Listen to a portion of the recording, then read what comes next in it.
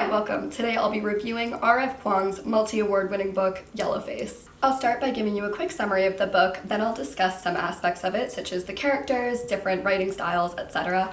I'll then share what I liked and disliked about the book.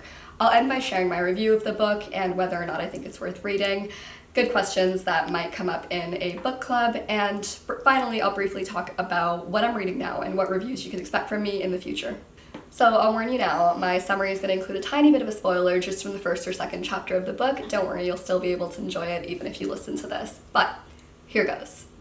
So our story follows Athena Liu, a very successful Asian American author, and June Hayward, or Juniper Song, depending on when you meet her, a not so successful author.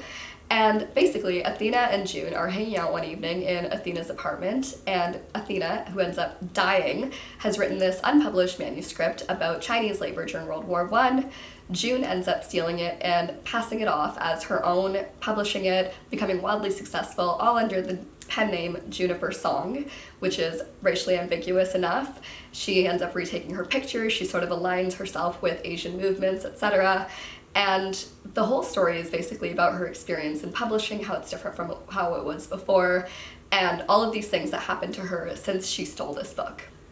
So I'm quickly just going to talk about the two main characters, Athena and June. June, the entire book is written in her perspective, so you get to listen to what's in her head, and it feels like the entire time she's justifying her actions, talking about, well, I didn't explicitly say I was Chinese, and well, you know, I'm kind of doing a service because this book is now published because of me, and actually I wrote a lot of it, and this and that, and all of these things that she thinks she deserves. I didn't like June one bit. I felt like she came across as dumb, she was racist, she was just not a very good person, and it felt like she was just straight up delusional, but it became clear by the end of the book that she did have a conscience, it just was very suppressed. She also came across as a little bit of a stalker in some of the things that she knew about Athena, that it was like, well, Athena once said that she really likes this lip color beso, and like blah blah blah, and it was just like some of these random tidbits of information that she knew about Athena. She really came across as like someone who's just been like a hater and like internet stalking this girl who she's supposedly friends with.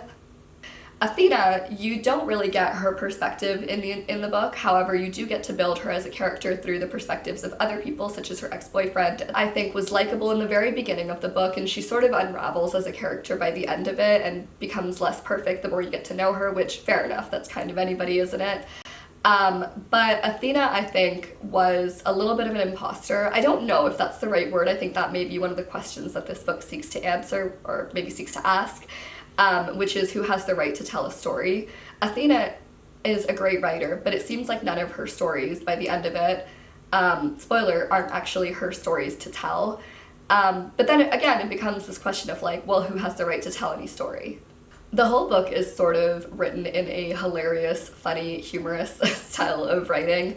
I think it's very clear right from the very beginning the way that Athena dies, the different events that happen to her. Right at the end, there's a scene where there's, you know, some stairs. If you read it, you know what I'm talking about. I thought that whole thing was hilarious. I thought that some of the ways that June tries to ward off certain things were hilarious. I'll give you a little quote, which I thought was so funny, but it's a little bit of a spoiler, so don't listen to this if you don't want to know it. So here goes. But the normal methods of dispelling ghosts, the ones that work in all the stories, seem insufficient. I doubt Athena will be happy with offerings of food, incense, or burnt paper, which isn't to say I don't try. Deep down, I know it's stupid, but I'm desperate enough to hope the rituals might at least calm my mind. I order incense sticks on Amazon and Kung Pao chicken from kitchen number 1 and place both before a framed photo of Athena, but all it does is stink up my apartment. I print paper cutouts of all the things I imagine Athena would want in the underworld. Stacks of money, a lavish apartment, the entire IKEA catalog, and light them up with a match. But that only sets off the fire alarm, which pisses off my neighbors and lands me with a hefty fine. What I liked about this book was the pacing. I thought it was really well done. RF Kuang, or Rebecca, is a fantastic writer. At no point was I bored. The imagery was great. The descriptions of June's thoughts and her processes, etc., were hilarious. At no point did I relate to her, but I did laugh. I also really liked the integration of social media in this book and how that affects media and how it's perceived, etc. I do wish she had talked a little bit more about like book talk and the prevalence of that, because I watched this interview where she talked about how this book was created and written kind of throughout COVID, the pandemic and stuff. I remember seeing a lot of like book talk reviews and like that really popping off around that era. She did talk a little bit about YouTubers and Goodreads obviously and reviews and stuff like that. But yeah, I thought that was really well done. I think the prevalence of social media and her anxiety that's related to it and her inability to turn it off was really interesting and well done. I didn't love the characters. I didn't like June. I felt like she came across as really flat, like a one-dimensional character, a caricature of a millennial, mid-20s white woman. Just felt like she was very, very entitled and didn't have anything interesting or any stories of her own, which I find hard to believe because I think everyone's got a story to tell regardless of where you've come from or whatever. You've probably got something interesting about you. But I guess maybe that was the point. I felt like also it could be that June had a lot of stories to tell, but she wasn't quite that good of a writer, or maybe that she wasn't creative enough to spin those stories into, you know, something that you could tell other people in an interesting and fascinating way. I did also like the fact that the book was actually quite short. I got through it in just a couple of days. It was really interesting. It was funny. It was snappy. Could have been a little bit longer, but I think that had she gone more into detail about some of the things that made the book interesting, like the questions of race and like, you know, appropriation and what is appropriation, I think had she gone further into detail with those, it would have made the book less easily digestible. So I like that it's kind of on just about anybody's level of reading. Right, so we're at the final review section of my summary, and here goes. I personally really enjoyed the book. So my overall review of this book is going to be a 4.5 out of 5. I really enjoyed it. It's not necessarily my cup of tea, always.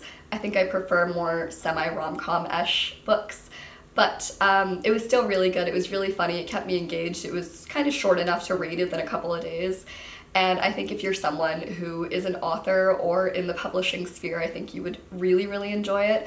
I also think biasedly, I think that might be why it won so many awards in the publishing industry, but who's to say? I don't know. This question that this book asks is, who's allowed to tell a story, and are you allowed to tell a story of people who are different from you, different race, different sex, etc.?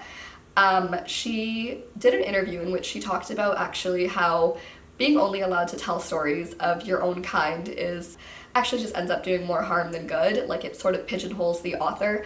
I like the idea that she talks about in which the author is dead. I think a book or any sort of production should be able to stand alone. But I do wonder, how much are we allowed to criticize authors and their lifestyles, etc.? Like, how much are we allowed to put them together? That might be something to consider in a book club. So if you got to this point in the review, thank you so much. I hope you liked it, and please leave a like and comment if you did.